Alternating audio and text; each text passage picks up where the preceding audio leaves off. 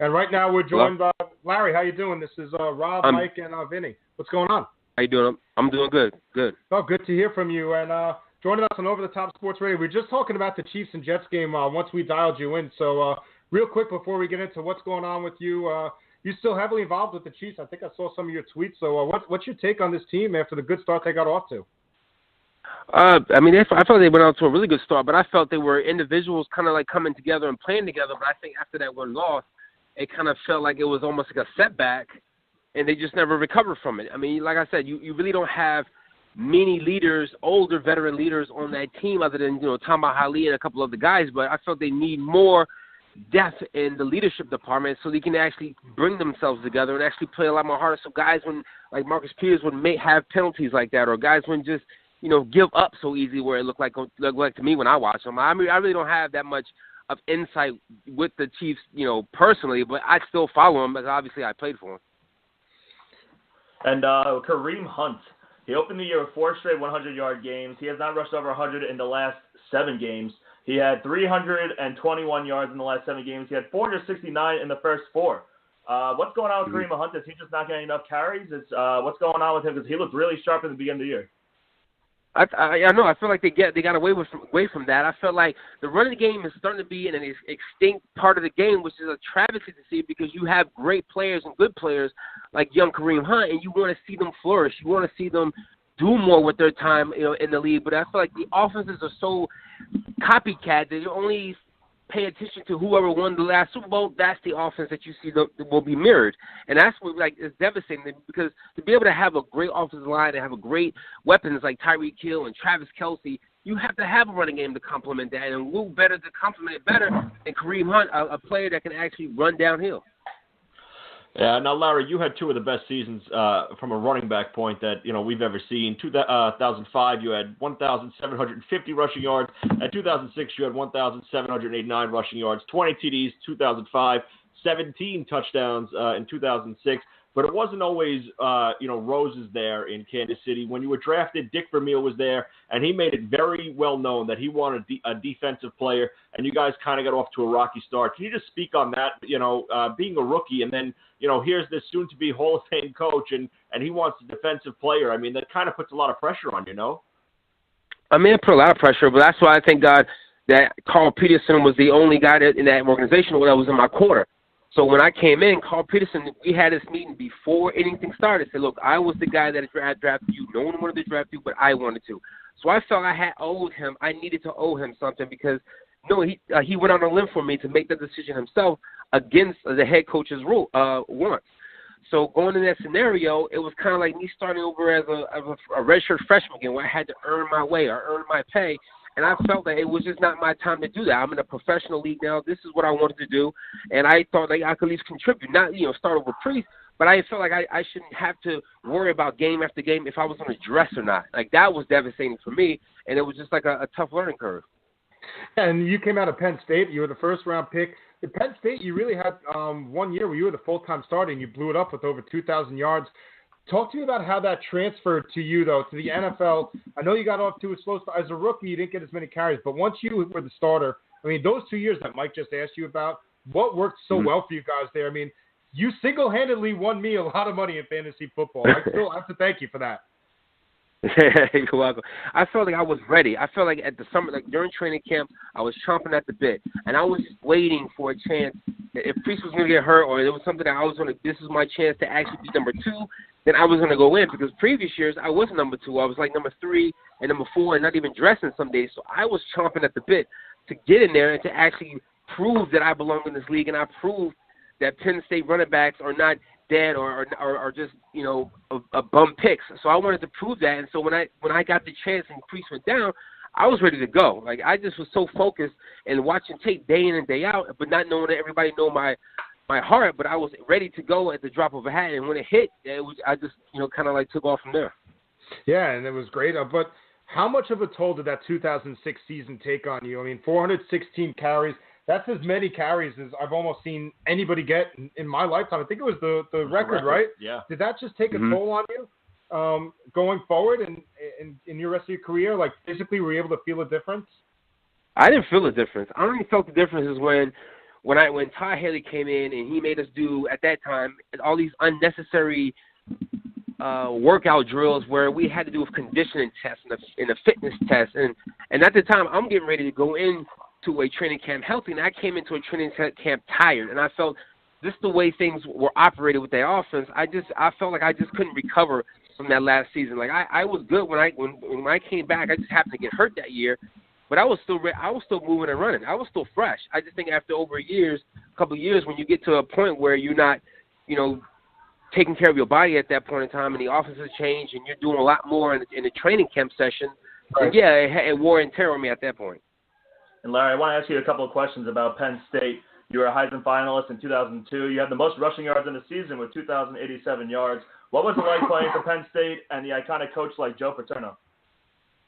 I mean, it was fun to be on the Joe. Like, people didn't understand. Joe didn't really take control until he needed to take control, and that's what we all loved about Joe. Like, we respected him to a point where, he could be 20, 30 yards out, and he would say something weird like, yeah. But somehow we all knew what that understood, and we all got back to work, and we respected him that he knew that he meant business. And I love playing, with Joe, and even though everybody knows about that little spat about me talking about the offense, he was still the main one that was like, look, I agree with you, but just don't say it in the media. So it was good to be like a part of his whole history playing with him. And your father was on that staff with you too then, right? Yeah, that was fun. That was more fun for me. Like, I was going to really go to either North Carolina or Maryland, and my dad put that bug in me, and he was like, look, if you go to these different colleges, I won't be able to see you mature. I won't be able to see you play. So that kind of had an effect where when I went into Penn State, it was good that all the records that I broke and things that I'd done, my dad was literally on the sidelines watching me the whole time, and he didn't have a better view than that in the whole stadium. So I was really thankful for that. And I got to ask you, what is your take on that whole Jerry Sandusky situation that happened over there? I mean, it was a tough situation, but a lot of people forget he did these things after hours when no one was in the office and no one was in the locker rooms, no one was in the football building. No one knew about most of these things. He still had his keys from when he stopped coaching, so he was able to maneuver around and know our schedules enough where no one was going to be around, and it kind of him doing that kind of hurt everything that he's been when we've been working up to, and especially in the community because he helped out with a foundation called the Second Mile Foundation. Where one of my prom dates, I took her to prom was somebody from that out of that charity organization. So it was disheartening to find out this is what he was doing this whole time. But I felt a lot of people may have known, but just didn't know how he was able to get around us. And do you think he deserves to lose the 112 wins that he had, and they lost a statue? The whole situation, it just became a really big black cloud over there. I mean, I don't think he deserved to. I mean, people forget he was 60 or 70 years old. Like, how much do you think he knew? And most of the people weren't going to him and telling him these situations or scenarios. They were keeping it from him and not telling him. And people had their own agendas. But I felt like, especially thinking a 70, 80-year-old man is focusing on those type of issues is hard to do. Like, he was more worried about football. He was more worried about his team. And certain things just got away from him over time. Talking with Larry Johnson, former Kansas City Chiefs and Penn State great running back on Over the Top Sports Radio. Larry, talk to us. You just talked about the charity and all that. Now you're part of Motive Edge. Tell us a little bit about that.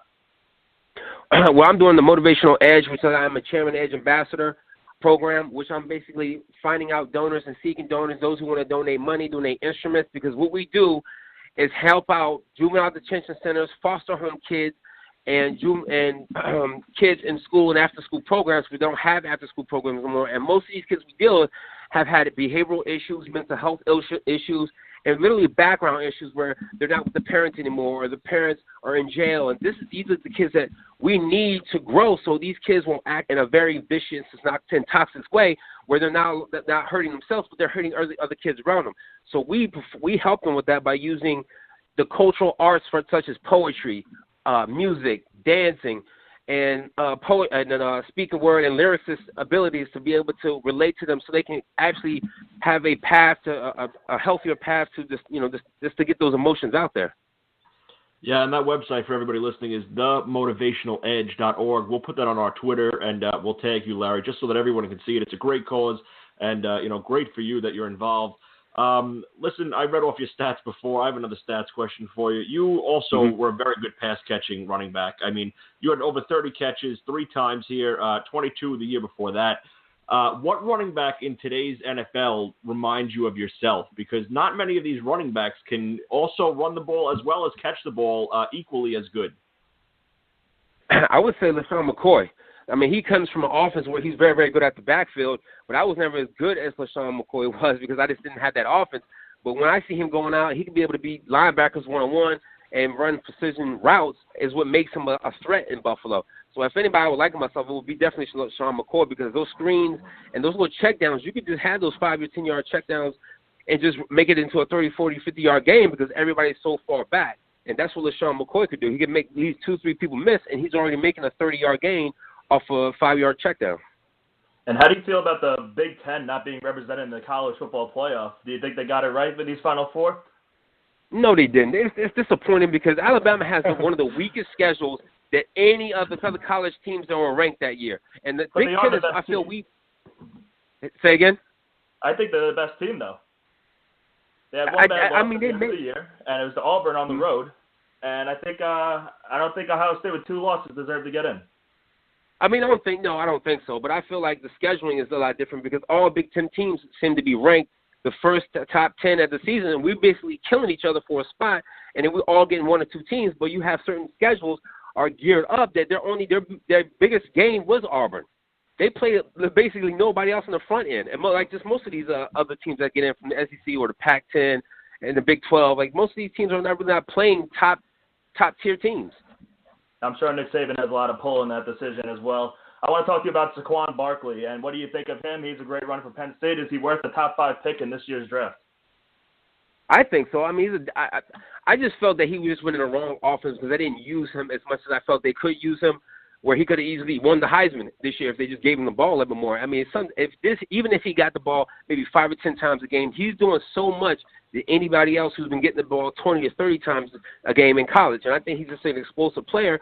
Obviously, you see what he can do in special teams and what he can do in the passing game. But running the ball, I think, is where going to be his bread and butter because he can make a lot of guys miss, and he's very, very low center of gravity. So it's hard to knock a player like that off his feet.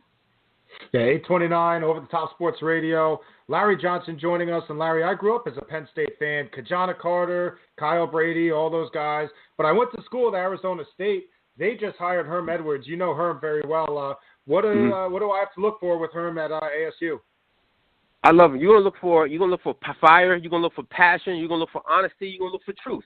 And those are the top things you want out of a football coach that's coming into a new program. And he relates to the players a lot better than most other coaches who are able to. And I think that's what Herm brings to it, is the fact that he's played in the league. He has that relative personality with you, so he feels like he's one of your teammates and not your coaches, but he also respects him like a coach. I love Herm and miss Herm to this day. He was one of the best influential coaches that I've had my whole career when I played at the professional level. So I think what you guys are getting, you're getting the steal. Well, Larry, you sold me. I'm excited about next season, too. And thank you so much for joining us. Don't forget, Larry is part of the Motivational Edge, themotivationaledge.org. Follow him on Twitter at Larry Johnson 7. Thank you so much for joining us. Hopefully we can catch up with you again. But thank you so much for your time, Larry. It sounds good. Thanks for having me on, guys. All right, Larry Johnson, former Chiefs, Penn State running back, one of the great fantasy players in my lifetime, one of the great players that we've been able to see play. So we thank you so much for joining us. We'll be back with you guys. I mean, just call it what it was. That was a great interview. Absolutely. Very Football Hall of Fame. Very candid, very well spoken. And for those of you that weren't able to hear the whole thing, we'll put it up on the website, on the Twitter, and Facebook. If you guys were watching and couldn't hear his answers, I implore you to click on that link and listen because he was very good. So it'll be up by tomorrow. We'll be back with you guys in just a minute. We're going to break down Week 13. We're going to talk some Major League Baseball, a lot going on. And we'll be right back. We'll wrap that all up with you on Over the Top Sports Radio. It's an offense that has struggled, but as we noted earlier, they have weapons. One of them, Larry Johnson. The pitch. Johnson up the middle. Breaking free. 40. Midfield. To the 30. Inside the 25-yard line. And he is finally brought down. Dre Bly and Champ Bailey caught up with him. How much did the Kansas City Chiefs need to get off to a start like this? Take a look at the cutback lane right there. Check that out. That was a good 4 yards wide, but it was all made by Larry Johnson cutting back. That play was designed off left tackle. He took it off right tackle. And wow, how much did this crowd appreciate something positive happening to Kansas City early in a game? It's been a while. The longest run of Larry Johnson's career. 2nd and goal. LJ, touchdown. Tailback is Johnson. Heward, long count. Johnson cradling the football, not much. Tries to cut it back left and does. Tam to the 5. LJ angling left. Touchdown! Kansas City! And the Chiefs put the hammer down with a 16. You're listening to Over the Top Sports Show, hosted by Robbie D, Big Mike, and Vinny the Shark.